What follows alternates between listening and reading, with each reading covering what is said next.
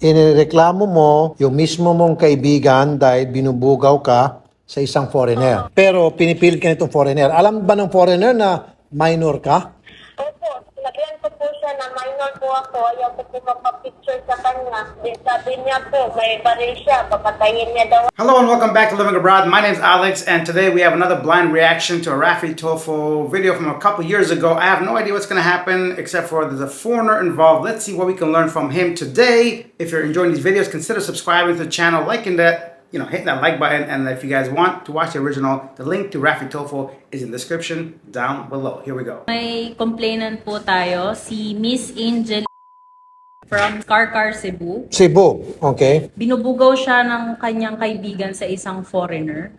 At kailangan natin itong paimbestigahan kasi ang balita ko ay may nangyari na ata sa complainant at dun sa foreigner. At identify naman siguro kung sino yung bugaw dyan. Kaibigan niya mismo ang Kaibigan mismo. dun sa foreigner. Alright, sige, paimbisigan natin. At siyempre, kakusapin natin yung ating mga kapulisan dyan sa Cebu. Marami tayong mga kaibigan dyan sa PNP at NBI na handang tumulong para mabigyan solusyon ng problema ito. For the meantime, kakusapin na natin, Mar, sana yung Si Miss Angel.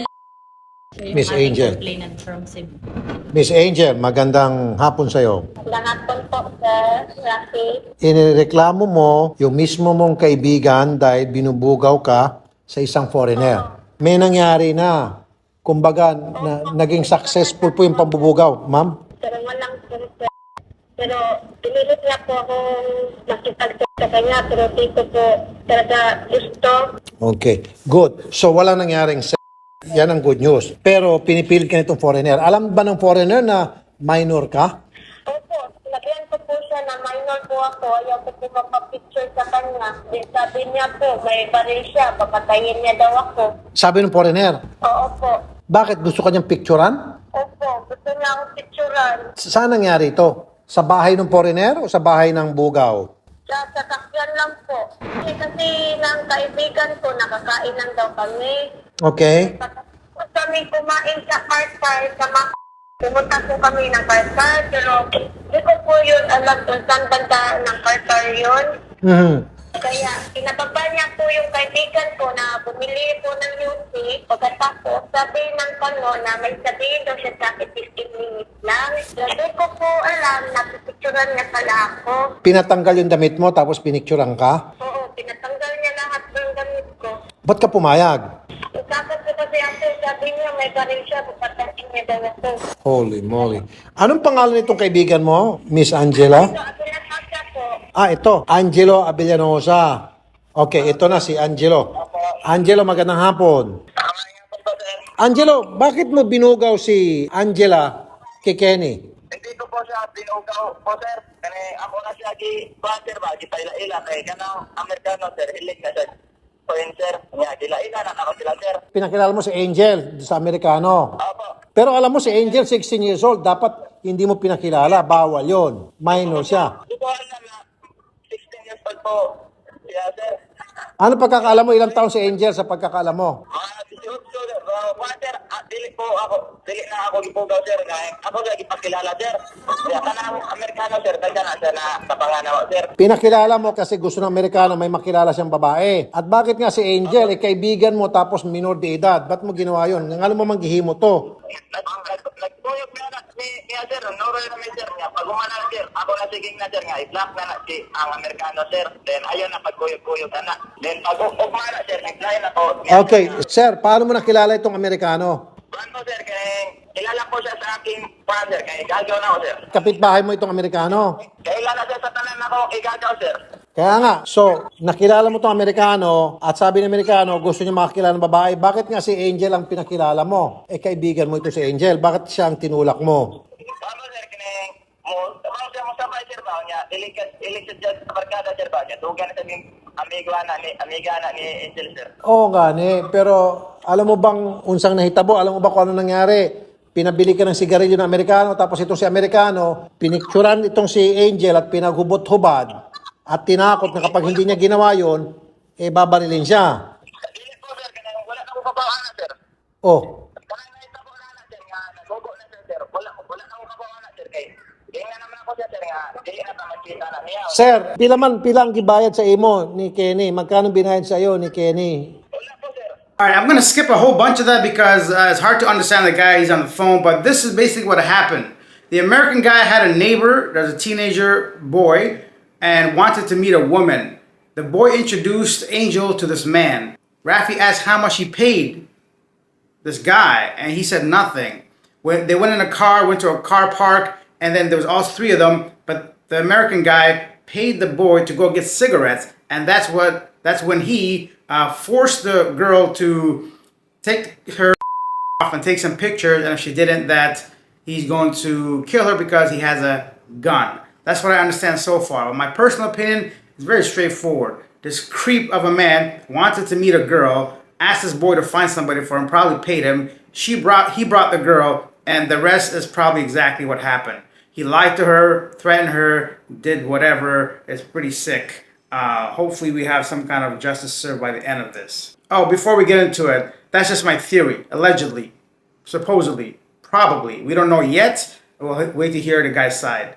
Angel, ang sinasabi nitong kaibigan mo si Angelo, alam mo raw at noon mo pa naman daw alam at gusto na ipakilala ka sa mga lalaki kung tamang pagkakaintindi ko para meron kang pambili ng pagkain? Sabi una sa akin, nagkain lang kami. Tapos, sinabi ng na bumili siya ng yosi. Sabi ng na may sabi ito sa akin, 15 minutes lang. Pero hindi ko alam na gagawin niya, na pipicturean niya pala ako. Yung picture na ubot-ubad ka, ano to, nakapost sa social media? Sinayos po sa mga friends ko sa Facebook, tapos sa Sino nag-send? Hindi ko po alam, wala po yung picture. Okay.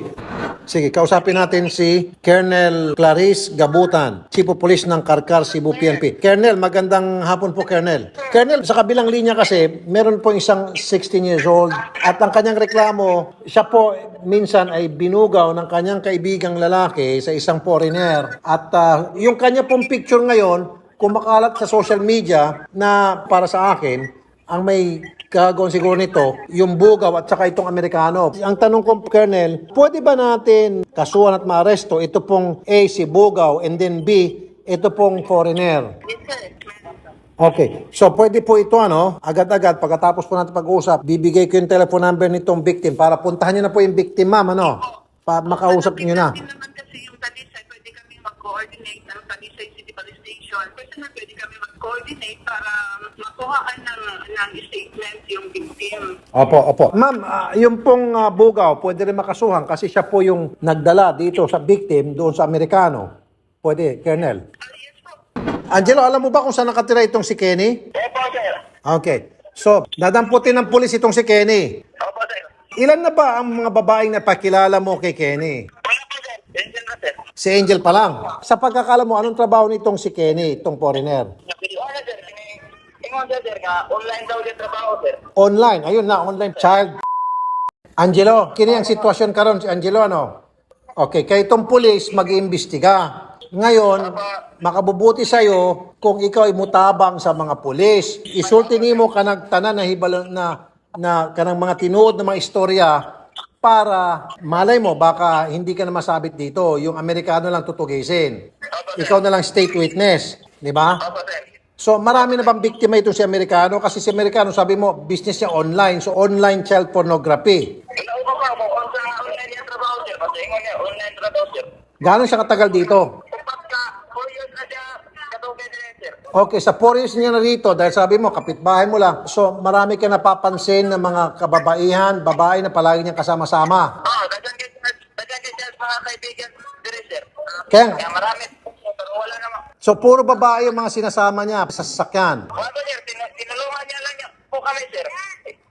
Ang sabi niya po sir nga, kailangan lang niya ng kaibigan po sir. Hindi ko po alam kung ba't nagkaganon yung nangyari sir. Pero sa susunod, Angelo, kapag may lumapit sa yung foreigner at naghihingi ng babae na papakilala mo, wag mo nang, kumbaga, gawa ng paraan na para maghanap ka ng babae, papakilala sa foreigner. Regardless kung hindi ka sure kung 18 ba o 16 itong babae papakilala mo sa foreigner. Tulad nito, sabi mo hindi mo alam na 16, si Angel. Eh hindi man pwede sabihin sa korte, hindi ko kasi alam yan na 16. Kahit na sabihin natin na nasa tamang edad na itong si Angel, mali pa rin na ibubuga mo siya, prostitution pa rin yan.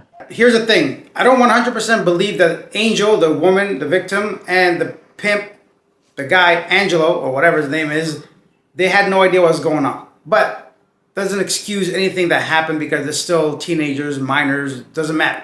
Doesn't matter what their purpose, intention. The guy's 100% guilty. If this is true, right? Because he's an adult man dabbling in people that are not adults. And that's it. And just because he works online, I don't automatically presume that he deals with CP and all that. So there's a lot of unknowns right now. It's hard to kind of judge what's happening, but this is a very important lesson for all of us. Filipino people are some of the friendliest people on earth. When you're walking on the street, you'll have kids, teenagers, and adults. Everybody waving at you, saying hi to you, where you're from. They might call your name. They might whistle at you. They might wink at you. But doesn't mean you need to engage with every single one of them, even if it's like a friendly situation, right? The point is, when you live there, it's not that hard to just go to a neighborhood kid and tell him to find somebody for me. And that's wrong. That's the point. You can't just take the easiest way out in life sometimes, right? So if that's what happened, that's my presumption at this point right now. I think he just simply wanted somebody, told one of the kids to find someone. Whether I'm going to guess he wanted somebody that was 16, but whether that's not even the point. But he basically got somebody to recruit someone for him and his pleasure, which is illegal. Yeah, that's it. He kind of looks familiar too, but let's see what happens here. Angel, ito ba yung first time na ikaw sumama sa foreigner? Dati na ba pinakilala ka na ni Angelo sa ibang lalaki? Hindi po, yan po, first time, si Kenny. Anong sinabi sa'yo ni Angelo nung ipakilala ka niya kay Kenny? Tapos niya po, nang magandang kakain kami. Hindi po alam siya, kay. Doon lang kami kumain sa kay. Angel, ganitong gagawin natin. Mamaya kakausapin ka ng pulis. Okay, papupuntahan ka namin sa pulis dyan. Susunduin ka. Kukunan ka ng mga salaysay. Meron ka bang kasamang ano dyan? Nanay mo? Nandiyan ba nanay mo? Ate mo, sige. Ilang taon yung ate mo? Okay, good. Ikaw at saka yung ate mo, kakausapin ng mga pulis, magbigay ka ng mga statement, at pagkatapos gagawin ng mga pulis kung anong dapat gawin laban dito kay Kenny at saka kay Angelo. Okay, sige. Intayin mo yung mga pulis, parating na dyan, ha? Okay, salamat sa'yo. In the next episode, we're gonna meet Kenny, but that's it for today. Bottom line is, do not be talking to minors and holding them in your car and do all that stuff. You know, it's one thing to obviously interact with minors in a public setting, in a party, play basketball with them, joke with them, buy them a Coke or something. But it's a whole different thing when you get somebody to go bring you a girl, go sit in a car and do all that stuff. And like they said, the child is always the victim, no matter what her intention, whether she knew, she didn't know. And a big part of this is the photos got released online, which could be a sign that maybe she went along with it knowingly initially and then realized afterwards when the photos got released, played the victim. Regardless, once again, she is the victim by law. Whatever led up to that point. Doesn't matter. That's why it's important for grown men not to be doing this kind of stuff. Buddy, just stick to people not even your age, but at least adults, right? It's not that difficult. There's so many people out there that you can be talking to and befriending, so there's no need for this. And let the kids be. Yeah, pretty important reminder to all of us to behave accordingly. That's it. Leave your thoughts down below. I'm going to probably cut a bunch of that out because there's a lot of legal mumbo jumbo and just a lot of phone calls. But next episode, we'll get to meet Kenny. Thanks for watching.